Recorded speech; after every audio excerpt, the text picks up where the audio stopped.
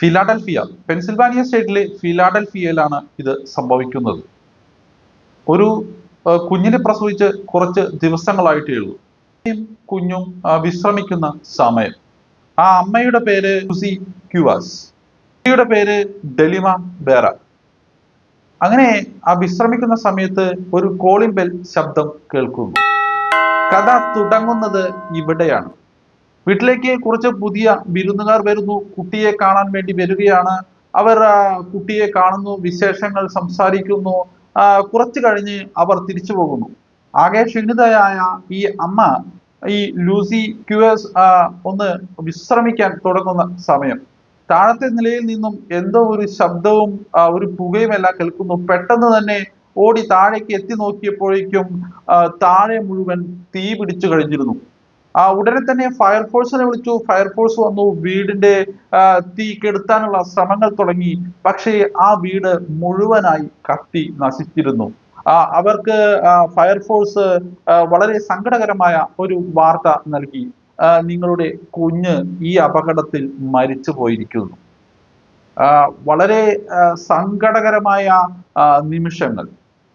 പിന്നീട് കാലം മായ്ക്കാത്ത മുറിവുകളില്ല എന്ന് പറയുന്നത് പോലെ കുറച്ചു കാലത്തിന് ശേഷം ഈ ദുഃഖങ്ങളെല്ലാം സാവധാനം മാഞ്ഞു തുടങ്ങി. ആ സമയത്താണ് കുടുംബത്തിൽ ഒരു വിശേഷം ഉണ്ടാകുന്നു, ഒരു പരിപാടി. അങ്ങനെ ആ പരിപാടിക്ക് പോയപ്പോൾ ഈ അമ്മയ്ക്ക് ഒരു കുഞ്ഞിനെ കണ്ടപ്പോൾ പെട്ടെന്നൊരു സംശയം.